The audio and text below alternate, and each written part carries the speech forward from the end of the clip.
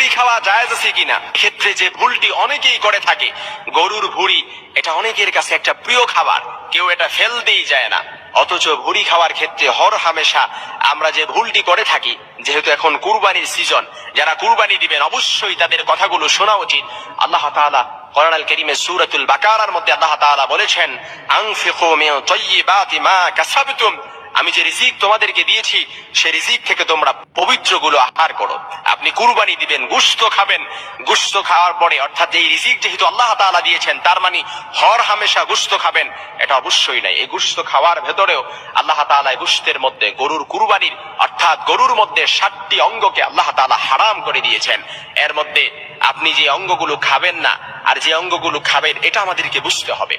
প্রথমত আদ-দামুল মাসফুহ অর্থাৎ রক্ত খাওয়া হারাম, তারপর অন্ডকোষ খাওয়া হারাম, তারপর মূত্রনালী খাওয়া হারাম, পুরুষ লিঙ্গ খাওয়া হারাম, স্ত্রীলিঙ্গ প্রাণীর স্ত্রীলিঙ্গ খাওয়া হারাম, তারপর উনসায়ান অর্থাৎ আপনাকে যেটা আপনি খেতে পারবেন না সেটা হচ্ছে কি মূত্রনালী খাওয়া হারাম, এমনকি পিত্তথলি খাওয়া হারাম। এই 7টি অঙ্গ ইসলাম আমাদেরকে হারাম করে দিয়েছে। ফতোয়ায়ে হিন্দিয়ার মধ্যে এসেছে, রদ্দে মুখতারের দেওয়া এসেছে, কিতাবুল উদহিয়ার অধ্যায়ের মধ্যে এসেছে, আপনি দেখে নিতে পারেন আপনার কনসেপশন আইডিয়া ক্লিয়ার করার জন্য।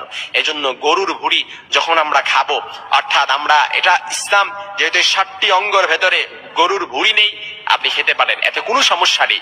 কিন্তু গরুর ভুঁড়ি খাওয়ার পরে অনেকেই যে খাওয়ার ক্ষেত্রে অনেকেই যে ভুলটি করে থাকে সেটা হচ্ছে অনেকেই আছে এটাকে ভালো করে পরিষ্কার করে তারপর রান্না করে খেয়ে ফেলে। কিন্তু ইসলাম অর্থাৎ ইসলামের মধ্যে অবশ্যই আছে আপনাকে পরিষ্কার পরিচ্ছন্ন করে যে কোনো আপনি খাবার খাবেন, এটাতে এই খাবারটার মধ্যে কি থাকতে হবে, অবশ্যই পরিচ্ছন্নতা থাকতে হবে। কিন্তু আজকের চিকিৎসকরা বলেছেন, চিকিৎসক মেডিকেল সায়েন্স প্রুভ করেছে, আপনি যখন গরুর ভুঁড়ি এটাকে ভালো করে ধুয়ে তারপর রান্না করে খেয়ে ফেলবেন, এটাতে অবশ্যই ময়লা থাকার সম্ভাবনা আছে। এক্ষেত্রে আপনি কি করতে হবে, তাহলে চিকিৎসকরা বলছে গরুর ভুঁড়িটাকে আপনি টুকরো টুকরো করে 3 থেকে 4 মিনিট আপনি ফুটানো পানিতে অর্থাৎ সিদ্ধ ফুটানো পানিতে আপনি গরুর ভুঁড়িগুলো ঢেলে দিবেন, 3 থেকে 4 মিনিট রাখবেন অন্তত পক্ষে। রাখার পর আপনি যখন এটাকে রান্না করে খাবেন তখন আর এতে কোনো সমস্যা নেই ইনশাআল্লাহ।